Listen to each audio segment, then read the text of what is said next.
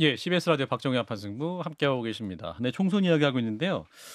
민주당 얘기는 본격적으로 가기 전에 이제 요번 총선에서 조용하게 주목받는 도우미들이 있습니다. 일단 유승민 전 의원의 등판론도 계속 좀 나오고 있는 것 같아요. 이제 국민의힘의 경우는 좀 위기론이 좀 커지면서 유승민 의원 좀 나와달라. 그래서 각 지역별로 개인 자격으로 또 요청하는 분이 있는 것 같은데 유승민 등판론 국민의힘에서 어느 정도 설득력 힘을 얻고 있는지 서 변호사님. 저는 이제 공식적으로 뭐 선대위원장이나 예. 요청하면요 덕보다 실이 많다 봐요. 아, 오히려 이제 비토청도 많거든요. 그런가요? 근데 그게 아니고 이제 개인 자격으로 음, 이제 뭐 유경준 후보라든지 음, 인연 있는 분들 있잖아요. 예. 이렇게 원하는 분도 있고 이런 데 대해서는 이제 얼마든지 지원 유세해도 선거에 한 표나 도움되면 되니까 예. 지금 하는 게 저는 옳다고 봐요. 그래도 그 한동훈 비대위원장과 유승민 전 의원이 전 대표가 함께 투샷으로 있으면 또 국민들에게 주는 메시지도 있을 것 같은데 공식적인 움직임은 없는 것이다. 정광재 대변인. 네, 지금 한동훈 비대위원장도 그와 관련한 질문을 받았을 때 그렇게 생각해 본 적 없다라고 그러시군요. 얘기한 적이 있고요. 예. 아마 유승민 전 의원의 이런 개인적 인연, 그 친소 관계를 바탕으로 해서 친분을 바탕으로 해서 지지 유세에 가는 것은 저도 긍정적으로 평가하고 있습니다. 예.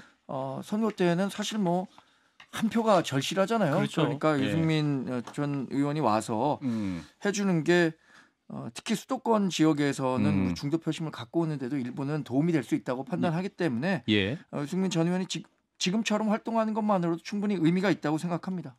자, 그리고 임종석 전 실장과 박용진 의원 더불어민주당에서 이제 본격적으로 총선 함께 돕고 있는데 어떻게 판단하세요? 총선 이후도 바라보는 움직임이다? 아니면 또 순수하게 돕고 있다?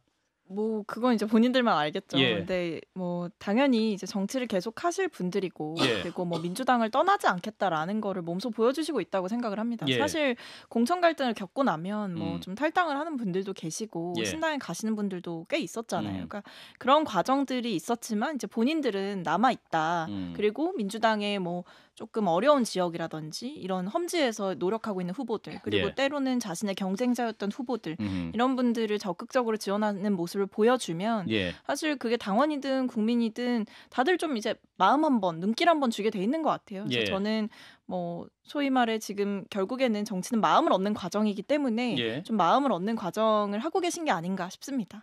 그렇군요. 자, 이런 가운데 이제 더불어민주당 이제 후보들의 부동산 관련 의혹이 좀 커지고 있습니다.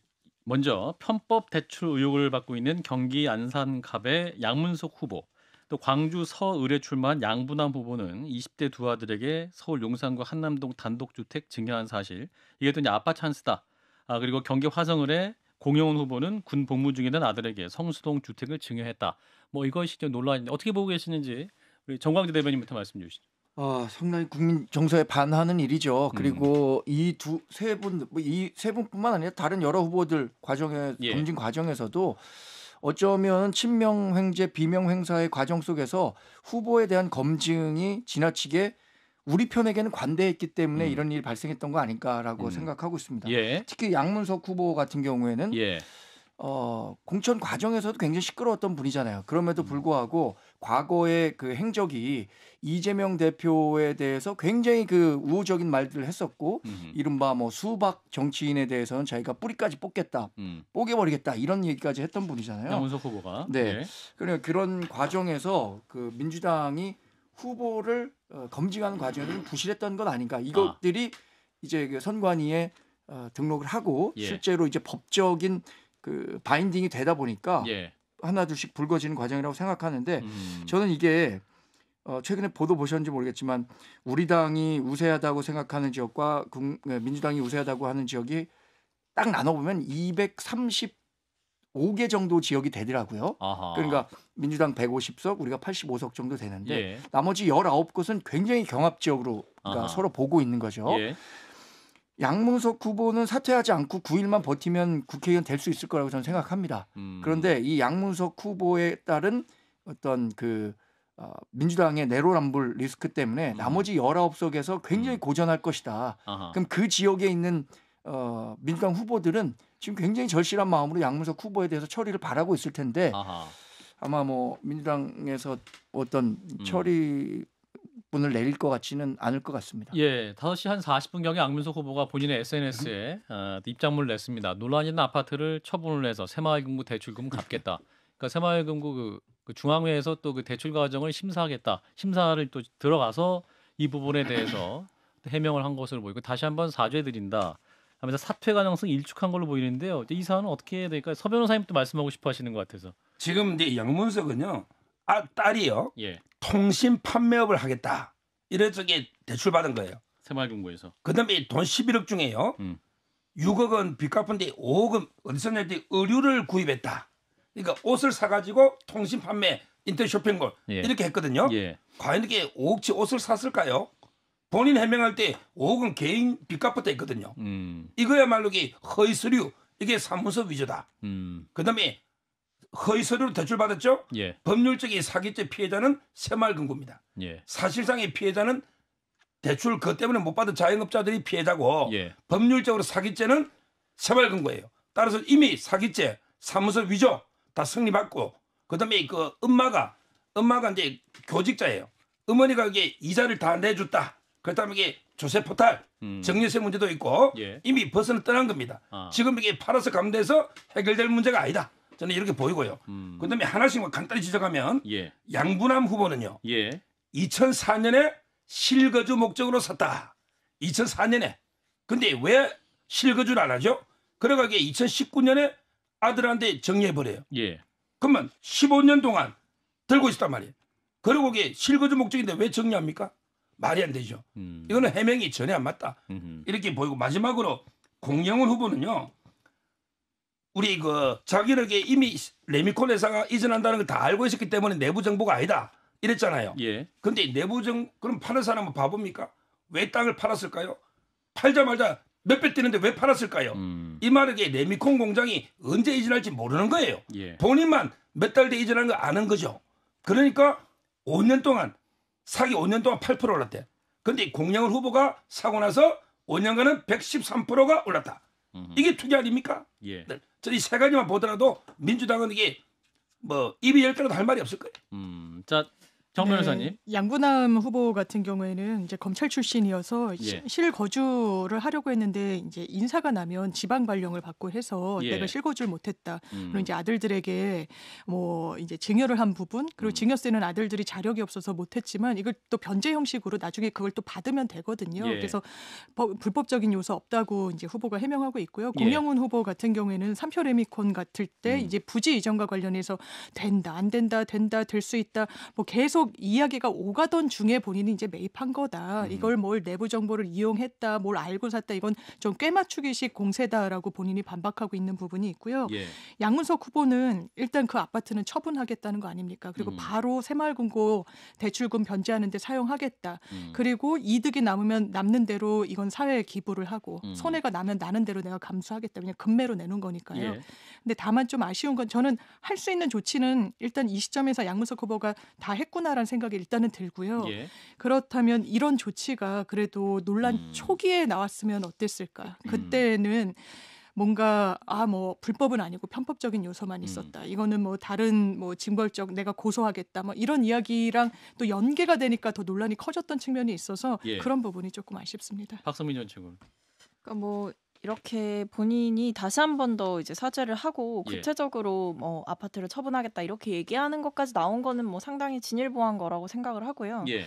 다만 아쉬운 거는 이제 그 동안의 과정에서 좀 태도라든지 뭐 아니면 뭐 언론들을 향해서 뭐 징벌적 손해배상제를 도입하겠다라는 식으로 이제 이야기를 하는 그런 모습들이 좋아 보이지는 않았다. 솔직하게 그런 말씀드리고 싶고. 예. 근데 이제 본인도 이 논란의 파장을 아는 거죠. 그리고 이게 본인이 태도를 바꾸지 않고 제대로 된 사실관계를 충분하게 소명하지 않는 이상 계속해서 이어질 수도 있겠다라는 위기감을 느낀 것 같아요. 예. 그리고 아마 당에서도 뭐 이 부분에 대해서 예의주시하고 있는 것으로 저는 알고 있고 뭐 예. 공천 취소까지는 못 가는 상황이라고 하더라도 예. 어쨌든 본인이 그러니까 단순히 본인의 지역구에만 또는 본인의 그 당선 여부에만 미치는 논란이 아니라 사실은 격전지에서 뛰고 있는 같은 당의 동료 정치인들에게도 굉장히 좀 리스크가 될 수 있는 사안이니까 보다 좀 책임 있게 말 한마디 행동 하나 눈빛 하나 저는 좀 조심스럽게 하셨으면 좋겠다는 생각입니다. 예. 근데 놀랍게도 지금 양문석 후보가 내놓은 출구 전략이라는 게 예. 어디서 많이 본 거 아닙니까?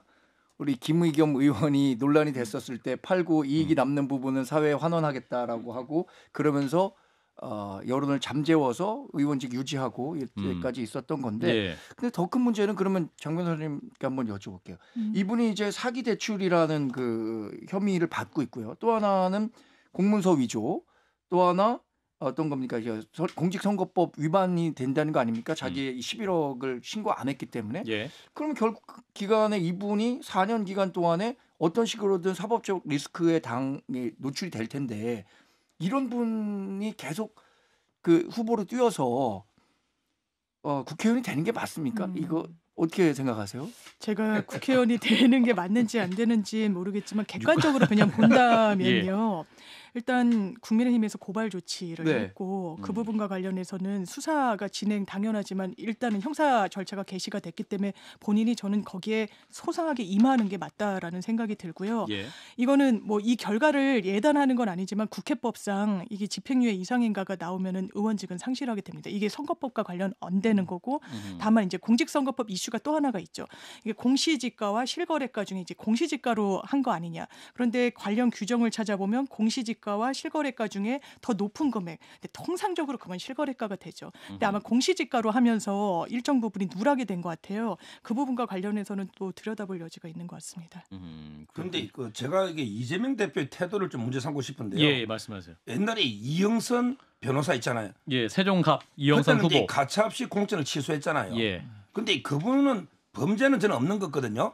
그냥 이제 영끌해 가지고 37억 대출에 38억 열채 있잖아요. 예. 근데 범죄는 없잖아요. 근데 양문석 후보는 보세요. 이게 언제 때냐면 문재인 대통령이 부동산과 전쟁을 벌일 때입니다. 그래서 이제 그 아예 주택담보대출이 15억 이상 안 될 때입니다. 예. 근데 본인이 옛날에는 친문 실세처럼 이게 했거든요. 방통위원도 하고. 예. 아니 정권이 그렇게 부동산과 전쟁을 벌이고 하는데 근데 본인이 서초구 잠원동에 그 대부 20% 대부 6억까지 받아가지고 이 산다는 이 행위 자체가 정치로 자격 없는 거 아닙니까? 자기 정권이 부동산과 그렇게 하는데 예. 대부까지 받아서 이게 산 거 이것도 문제고 그다음에 그 딸을 갖다가 꾸민 거 이게 다 범죄거든요. 근데 이재명 대표 뭐라 했냐 오늘 침소 봉대한대요. 아니 양문석 후보에 대해서 국민의힘이 침소 봉대라는 게 반을 만한 걸 큰 완전히 막대처럼 이렇게 과장했다는 거잖아요. 그게 뭐가 있는지 도대체 이재명 대표는 뭘 침소 봉대했는지 그걸 밝혀보세요. 제가 이재명 대표의 그 워딩은 영상으로 봤는데요. 아마 그런 맥락 같았어요. 이 사태를 언론이 검증하는 것 자체가 문제라는 취지가 전혀 아니고 이를테면 국민의힘에서 부동산 법인 세워서 부동산 투기했다는 의혹을 받는 후보가 있습니다. 장진영 후보가 그렇죠. 그리고 김은혜 후보 같은 경우에 대출 채무가를 또 누락했어요. 그 부분과 관련해서 해명하라고 했는데 정확한 해명이 나왔는지 잘 모르겠습니다. 국민의힘의 한 비례 대표 선순위 당선권에 든 후보 같은 경우에는요. 노동운동 인사다. 그리고 노동운동을 하는 중에 횡령 배임 이슈가 있었고 뭐 폭행이 있었다라고 했지만 따져봤더니 노동운동과 무관했던 겁니다. 본인의 어떤 개인적인 비위 성격이 있는 의혹이 지금 제기되고 있어요.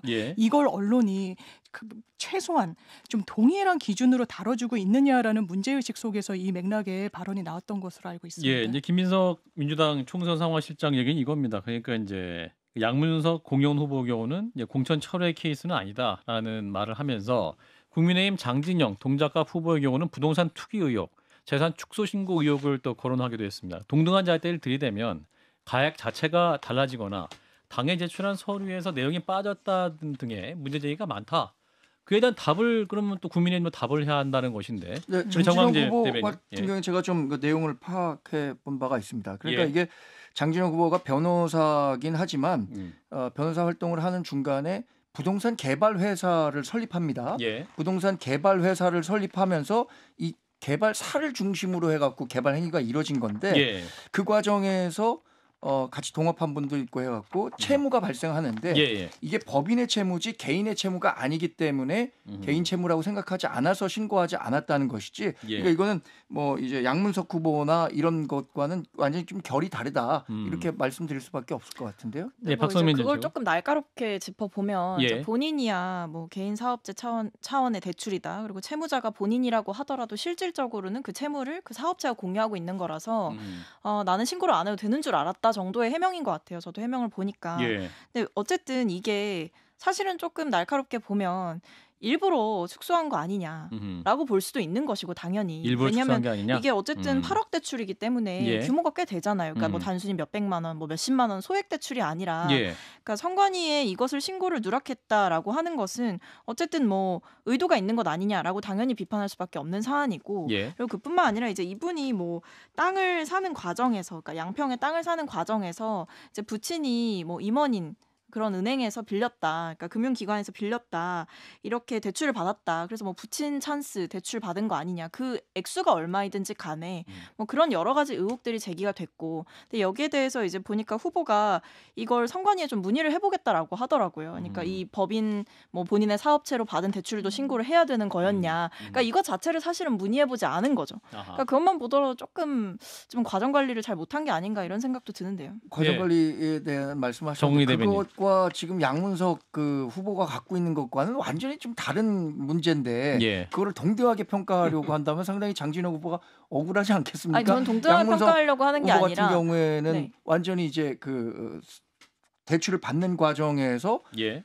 편법 사기 행위가 그러니까 굉장히 편법이냐 의심되는 사기냐 거지. 이거는 어쨌든 현장 검사 네. 결과를 통해서 밝혀질 일이겠죠. 예. 그러니까 거기에 대해서 책임도 본인이 져야 될 거고. 근데 예. 저희가 이 부분을 말씀을 드리는 건 양문석 후보가 뭐 무결하다 잘못하지 않았다 이런 말씀을 드리는 게 아니라 어쨌든 이제 국민의힘의 후보들 중에도 해명이 충분치 않고 해명의 내용이 정확치 않고 아직 내용이 부족하다라고 보이는 의혹 제기가 된 후보들이 많은데 예. 여기에 대해서도 조금 다뤄봐야 되는 게 아니냐. 그러니까 똑같은 동일선상에서 누가 더 잘못했냐를 저울질하자는 게 아니라 예. 그냥 문제가 있는 후보들이 있다면 동일하게 테이블에 놓고 올려놓고 같이 얘기를 해봐야 된다 이런 차원에서 말씀드린 겁니다. 예. 사실 뭐 선거 임박해서 여야 모두 어떠한 정책이 있고 어떠한 정책으로 국민들의 삶을 나아지게 할 것인가 이 부분에 대한 어떠한 정책이 효율적일 것인가 이 부분 논쟁은 좀 사라지고 누구의 비리가 더 큰 것인가 이런 논쟁을 하고 있어 좀 안타깝긴 합니다. 자, 삼지대 정당 얘기를 좀 해보겠습니다. 삼지대 일단은 빅텐트 구성 이후에 뭔가 불꽃이 터오를 것이냐 이런 논쟁이 있었습니다만 지금은 고전을 맺지 못하고 있고 지역구에서는 양당 구도가 자리 잡고 비례대표에서만 이제 조국혁신당이 삼지대에서 선전을 하고 이런 상황이기도 합니다. 이러한 구도는 어떻게 보고 계시는지 누구부터 말씀 주실까요? 서정욱 변호사. 조국 혁신당은 이제 3지대가 아니죠. 예. 그는 이제 예를 들어 국민의힘이 1지대고 여기 2지대라면 2-1이죠. 그러니까 어차피 같은 당이기 때문에 민주당 2-1이다. 그렇죠. 3지대는 이제 처절하게 참패한 게 맞고요. 예. 제가 예측했지 않습니까? 이번 선거는 이제 제2의 건국전쟁으로 보수와 진보 진영이 총결집해서 싸울 것이다. 제2의 건국전쟁이요? 예, 그렇게 보수 진영에서 일부에서 그렇게 프레임을 합니다. 예. 왜? 또 전쟁이라고 또 비판하면 안 되는 게 이재명 대표는 한일전이나 했습니다. 제2의 한일 전쟁, 우리는 제2의 건국 전쟁 예. 이렇게 프레임하는 거고요. 예. 저는 그래서 이제 그 3지대가 실패할 것 했는데 역시 예상대로 이번에 아마 3지대는 처절하게 실패로 끝날 것 같아요. 아하, 정원희 대변인은. 저도 뭐 그 3지대 예를 들어서 이준석 대표가 이끄는 개혁신당이나 예.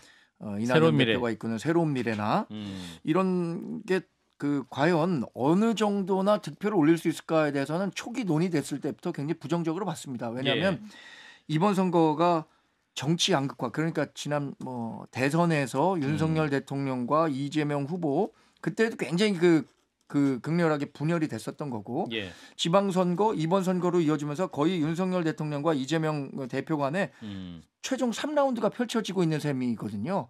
그렇기 때문에 이른바 뭐 대선 불복 프레임 같이 이루어지면서 이번 그 총선만큼 양 진영이 결집될 거라고 보는 선거가 없었거든요. 과거에도. 예. 그래서 3지대에서 지역구에 나오는 후보들이 특히 수도권에서는 의미 있는 득표를 올리기가 굉장히 어렵다고 봤습니다. 예. 실제로 그런 현상이 벌어지고 있는데 다만 조국혁신당의 돌풍은 정권 심판론이라는 프레임이 가미되면서 굉장히 우리가 예상했던 것보다는 크게 불고 있는 건 사실인 것 같습니다. 자, 박성민 전 최고.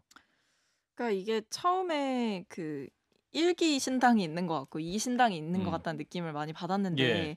그러니까 처음에는 이제 이준석 대표 그리고 이낙연 대표가 만든 신당이 굉장한 주목을 받았었지만 사실 지금 주목을 받고 있는 거는 조국혁신당이 거의 유일하다고 볼 수도 있을 것 같아요. 예. 근데 이게 보면 결국에 이런 것 같아요. 그 유권자들이 봤을 때는 이게 내부의 권력 다툼으로 보느냐, 그러니까 내부의 기싸움이나 힘싸움으로 보느냐, 신당의 창당 목적을 예. 또는 정말 그 어떻게 보면 조국혁신당이 이기고 있는 이유가, 그러니까 약간 그 선두를 달리고 있는 이유가 음. 사실은 그 분노의 선명성을 보여줬기 때문이라고 생각을 합니다. 그러니까 예. 선명한 분노 그리고 정확한 그 메시지, 일관된 메시지. 그러니까 그게 현실 가능하냐 아니냐 또는 정당이 그러니까 그런 메시지를 내도 되는 거냐 이런 다 차치하고 제가 봤을 때 국민들의 분노를 담는 그릇이 되어주고 있는 것 같아요. 그래서 그런 면에서 조국혁신당이 계속해서 윤석열 대통령 그러니까 반윤이라는 기치를 누구보다 가장 세게 들고 있는 정당이기 때문에 오히려 그런 면에서 약간 이준석 대표의 개혁신당이 저는 그런 역할을 할 수도 있겠다 생각을 했는데 오히려 반윤의 기치보다는 조금 힘이 많이 빠져버린 모양새라서 뭐 내부 이제 갈등도 겪으면서 오히려 조국혁신당이 그 처음에 이준석 대표가 좀 주목받았던 그러니까 내부에서 윤석열 대통령을 향한 쓴소리 이런 부분들에서 주목받았던 그런 스포트라이트를 아예 확 넓혀서 야권에서 정말 윤석열 대통령을 향해서 대차게 싸워주는 정당으로 조국 대표가 자리매김을 확실하게 한 것 같아요. 장 변호사님. 일단 개혁신당과 새로운 미래에는 메시지가 보이지 않아요. 무슨 말이 지금 하고 싶은지 모르겠습니다. 그 말인즉슨 이 제3지대의 정체성이 보이지 않는다라는 거예요. 양당 체계 비판하면서 나갔을 때 서로 조그마한 이질감도 극복하지 못해서 다시 쪼개졌었습니다. 예. 그런 구도적인 문제를 또 차치하고서라도 사실 개혁신당의 가장 핵심적인 정치인 이준석 대표 지금 지역구에 사실상 매몰돼 있는 것 같아요. 예. 본인이 유의미한 수치 그리고 약간 밀리는 그런 구도이다 보니까 예. 사활을 걸고 있죠. 그러니까 지역구의 이슈, 상대 후보에 대한 어떤 문제 제기만 할 수밖에 없는 상황 속으로 본인이 갇혀져 버린 겁니다. 그게 선거 치르는데 마이너스로 작용하는 것 같고요. 예. 새로운 미래 같은 경우에는 사실상 각을 이 정부에 세우다기보다는 민주당 자당 내의 문제의식을 많이 갖고 있었죠. 예. 그런데 지금 흐름이 그렇지 않거든요. 그러니까 상징적으로 보여주는 게 뭡니까? 김종민 의원 민주당원들한테 사과했습니다. 본인 배지 달려면 사과해야 되거든요. 예. 그렇다면 그 부분이 잘못됐다는 것인지 그렇다면 출발선부터 잘못됐다는 거죠. 예. 자 이제 총선이 사전투표가 오는 금요일이기 때문에 사실상 선거 시작이 또 4일 후가 아니냐 뭐 이런 진단도 나오는데 총선은 가까워지고 또 국민들의 선택이 남아있는 상황인 것 같습니다. 자 오늘 말씀 여기까지 듣겠습니다. 정광재 국민의힘 대변인 박성민 더불어민주당 전 최고위원 두 분 고맙습니다. 네, 고맙습니다. 감사합니다.